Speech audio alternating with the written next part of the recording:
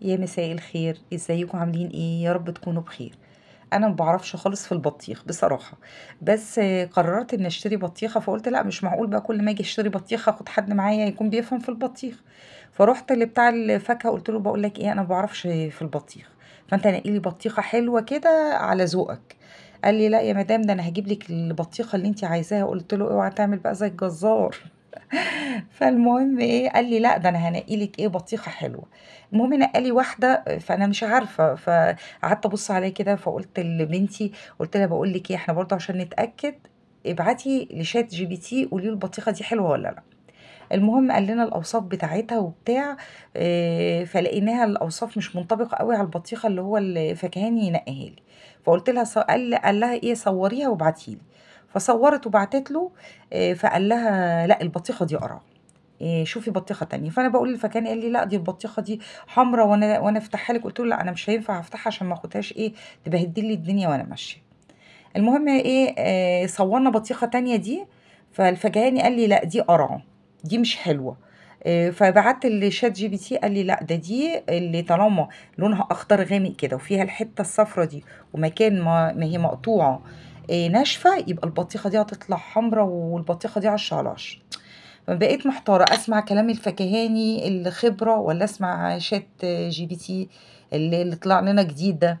قلت لا أنا هسمع كلام شات جي بي تي.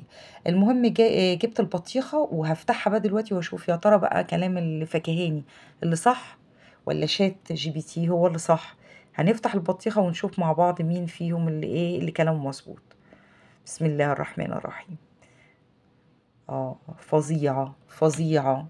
لا يبقى كده شات جي بي تي 10 على 10. لا انت كده ممتاز.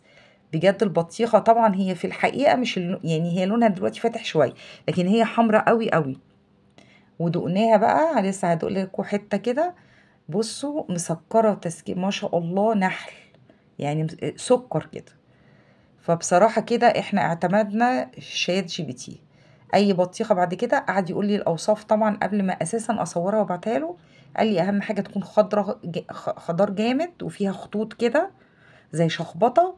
وقال لي حتة صفرة كده فيها تكون صفرة جامد، والمكان ما اتقطعت تكون ناشفة. وفعلا كلامه طلع مظبوط. ده البطيخة بجد طلعت سكر. بصوا بحاول ايه اوريها لكم نفس الاوصاف اللي هو قال عليها. بصوا نفس الخضار اللي هو قال عليه، ونفس الحتة الصفراء اللي هو قال عليها. بصراحة هو طلع 10 على 10. أنا بعد كده مش هعمل حاجة لما أسأله بجد. لا عاش شات جي بي تي. بس هقطع البطيخة بقى ونسقعها. وبصراحة الجو يعني اليومين دول حر جدا. أنا جبت كمان تفاح ب40 جنيه، وجبت الخوخ ب80 جنيه. والبطيخة دي الكيلو ب15، قطعت 137 جنيه. والراجل شال لي ال7 جنيه، قال لي هحسبها لك على 130. استنوا بقى اما ادوقها. لا سكر سكر بجد والله، تحفة. انا ما رضيتش برضه اجيب بطيخة كبيرة عشان ما ايه، ما اما بتقعد في التلاجة برضه ما بتبقاش حلوة يعني. اما تجيبيها طازة كده بتبقى احسن. هنقطعها بقى ونحطها في الفريزر شوية، بس اهم حاجة يا ريت ما انساش احطها في ما انساش في الفريزر.